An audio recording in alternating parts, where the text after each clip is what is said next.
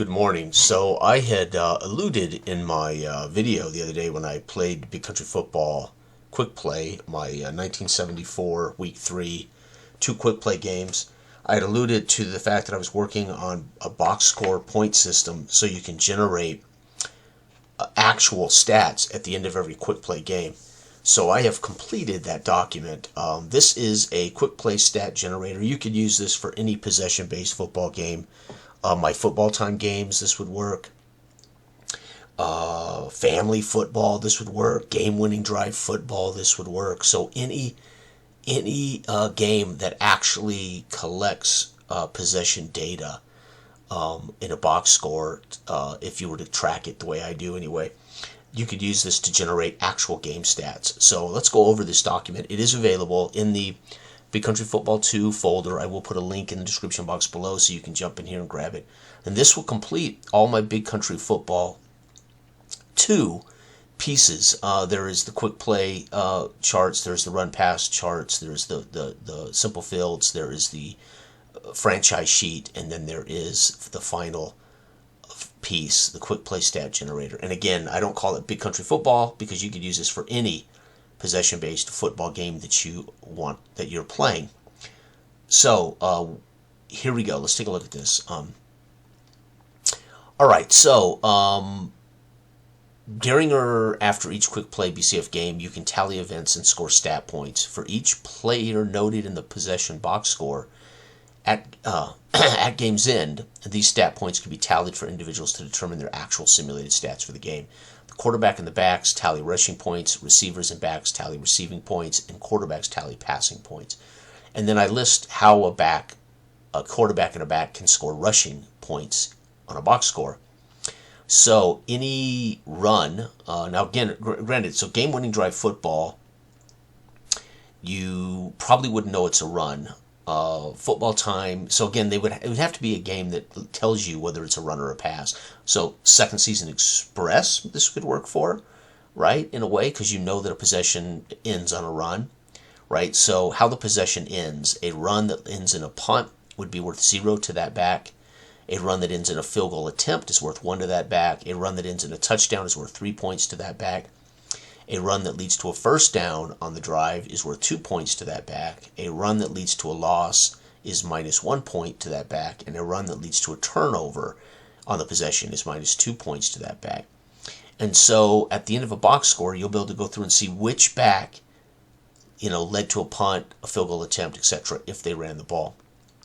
And once you tally those points for the main back, you will roll the appropriate column of his point total for the game and a die 20, and you'll get his performance for the game, plus whatever he might have done, a touchdown or a fumble, right? Okay. Now the other two backs, and again, you only do a maximum of 4 players for rushing for a game, so the quarterback always counts as one, and then you'll have your main point scorer, and then the other two must use the defaults, -3 and -5.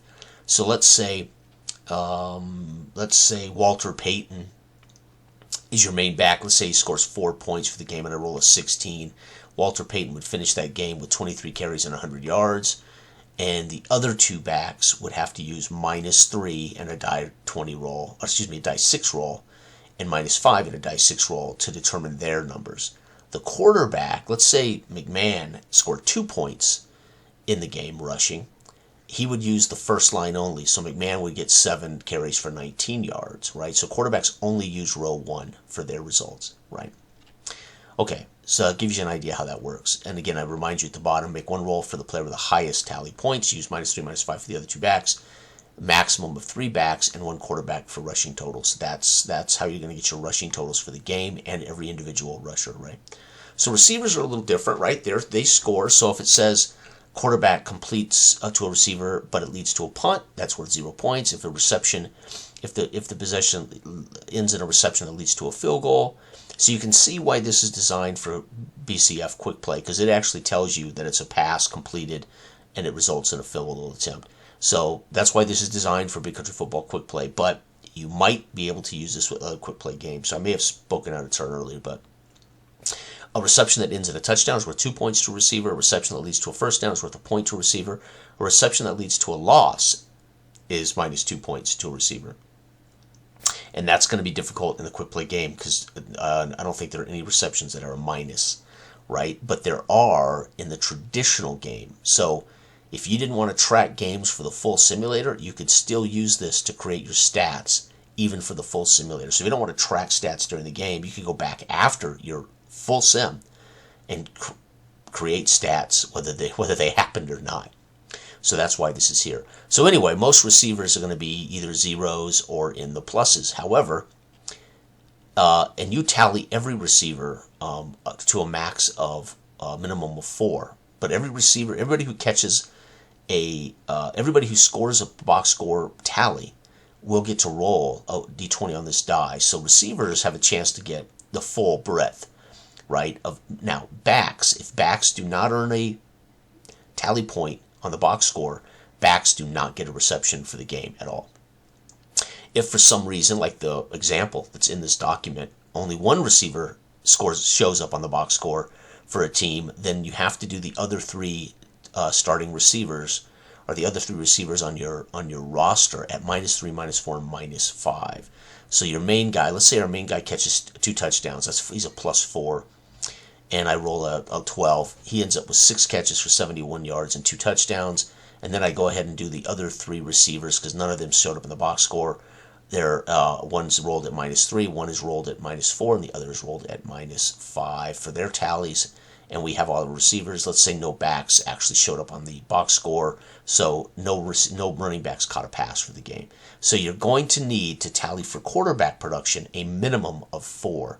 But there is no maximum. So out of your 8 possessions, if 8 different guys catch passes from your quarterback, then you're going to roll a d20 for all 8 based on their box score points. So this of course will produce potentially higher yield passing results, which should happen, but very often will produce, typical passing performances in history. So last but not least, the quarterback's very simple. Again, you tally any pass on his box score for passing points. If a pass is completed and leads to a punt, it's worth 0.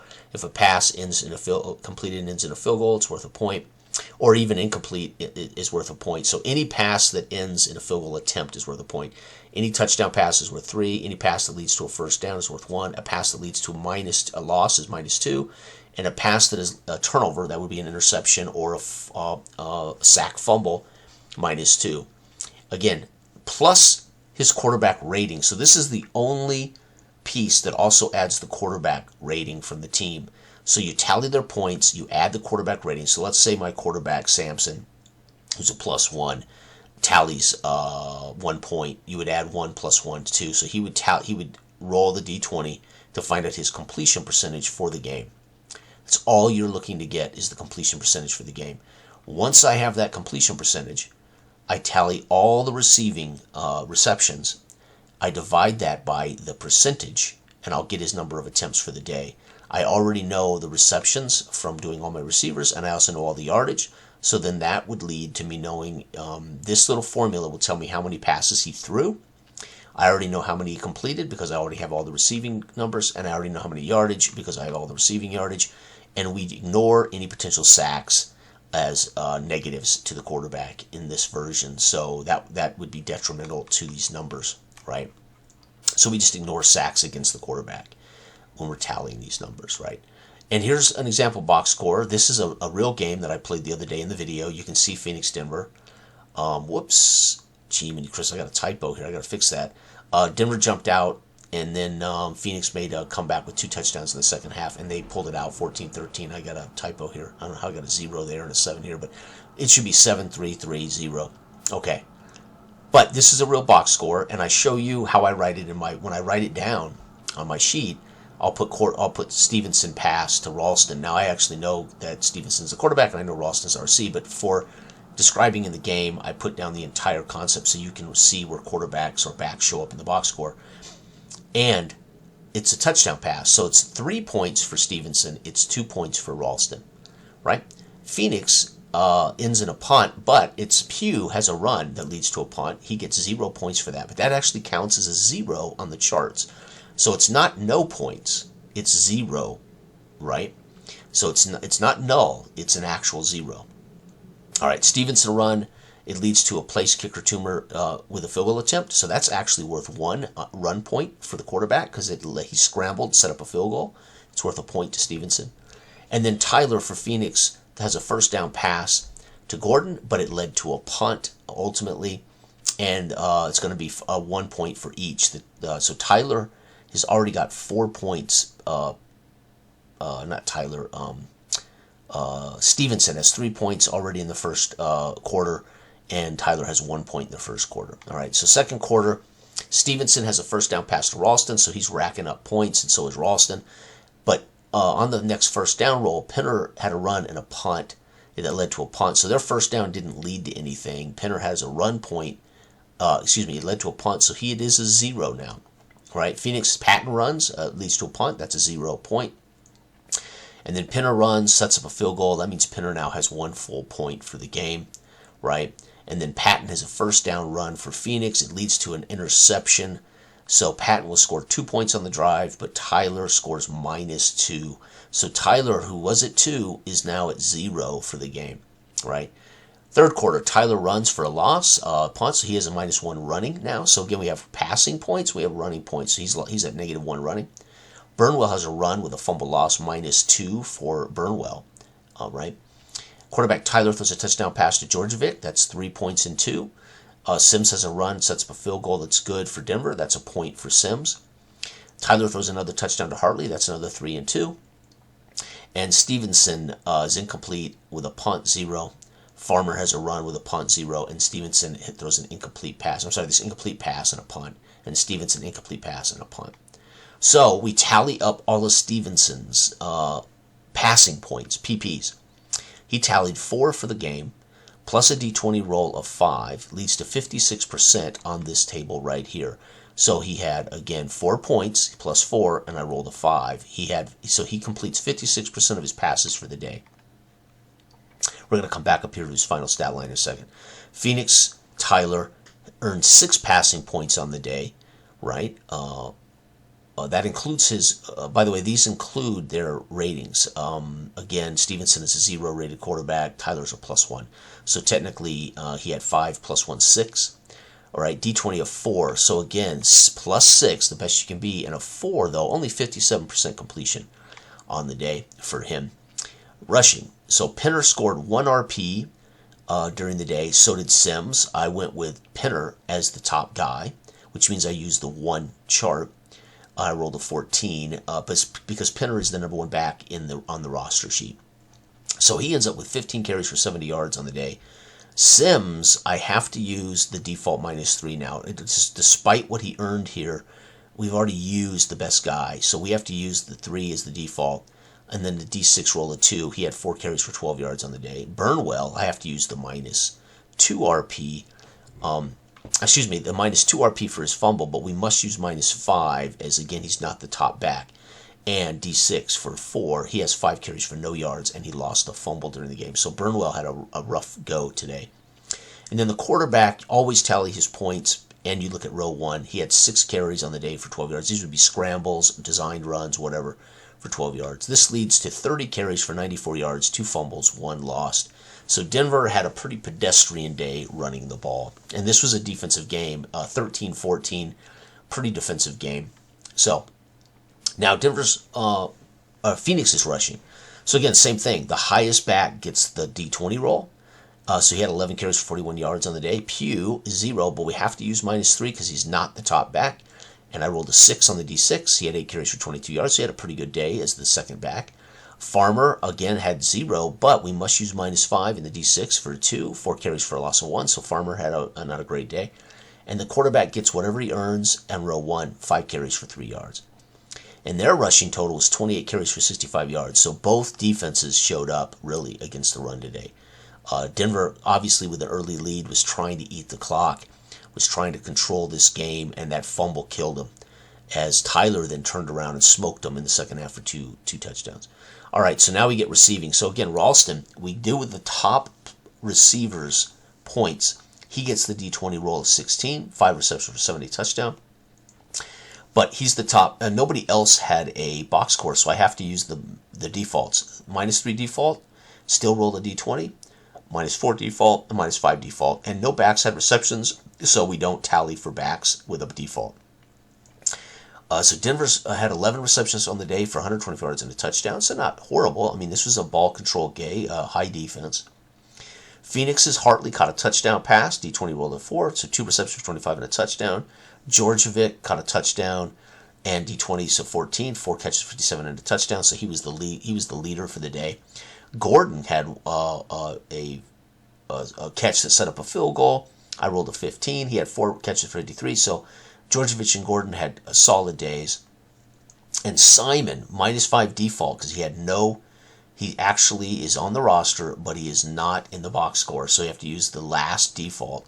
-5, D20 is 7, 1 reception for 7 yards for him. This tallies to 11 receptions for 142 yards and 2 touchdowns. Now we take these receptions, divide it by the quarterback's completion percentage, and we get the QB stat line for the day. So Stevenson finished 11 of 20 for 124 yards and a touchdown. Tyler finished 11 of 19 for 142 yards and 2 TDs and an interception. And there you have it, folks. We have now generated a complete stat line for all the main roster players. We have sacks and interceptions, of course, and normally I would put here Tyler intercepted by Lexington, which is in my written box score, but I didn't want to confuse things by putting Lexington on here. But we already know Lexington is an interception. That's it. We also know if there's a sack, because I could mark if, for instance, where's it at? Well, let's say it says quarterback Tyler sacked punt. I would put in parentheses who made the sack. So you can also collect all your defensive data in here as well. But for this example, I didn't want to put information that didn't explain the stat points, right? Okay. So I tally it. I just go through and say, okay, Stevenson had a pass for 3. Stevenson had a first down pass for 1. That's 4. And Stevenson threw 2 incomplete. So he had 4. He has 0 rating. So 4, boom, kind of tallied a number, ready to go. Right, there it is. So you could also keep a running total during the game if you didn't want to come at the end of the game and do all this work. But there it is, folks. It's not going to be perfect, but it's going to allow you to get reliable statistics based on what they actually did on the box score, and that's going to correlate, obviously, to the number of possessions you play in your game. So I play 4, so you can see it's a lower scoring game and lower production, right? But you could play 5 or 6 possessions, or like college, 7 possession quarters. You're going to get a lot more tally points. It's going to lead to a lot higher numbers here, which is going to hopefully lead to more stats. It'll obviously lead to more points, and it's all relative. And then you do have, so you have a back that say, let's say Pugh had a good day and had a touchdown here and a touchdown here. He's going to probably be at about plus, 3 or 4 for the day, right? And which means it's going to make complete sense if you roll high why he led the team in rushing, right? With, say, 2 touchdowns and I roll a 22. So he had 22 carries, 99 yards, and 2 touchdowns, right? And then all the other backs can't threaten him. They have to use the default backup numbers, right, to make sure you don't end up with 4 backs with 100 yards rushing or something, right? So we control that data, and it creates a reliable, believable depth for statistics. So all right, I hope everybody appreciates this. This is uploaded, again, it's available free. I suggested you could use this for any possession-based football game, but now that I look at it, I don't think, like, game-winning drive football will tell you if it's a punt or a field goal or a touchdown, but game-winning drive won't tell you, the final play, the play that led to the punt or the play that led to the field goal, the play, the touchdown. We know the quarterback to a receiver, whatever. And a lot of games don't have first downs in them, right? So, yeah, really this is for something you could look at the last play. Second Season Express, this would work to create stats. I think Fast Drive Football might even have a stat generation thing now, right? So there's a lot of these great games that have their own stat generation, but Big Country Football now is 100% complete, adding this feature. And again, if you, for some reason, playing the full sim, didn't want to track real stats, believe it or not, you could use this to generate stats from your real games as well, because again, it's all going to be related to the possession, the final play, and the number of possessions you're getting in a game. and therefore it will all make sense. It would all jive in your league records. So, all right, everybody have a wonderful week and weekend upcoming. Good day.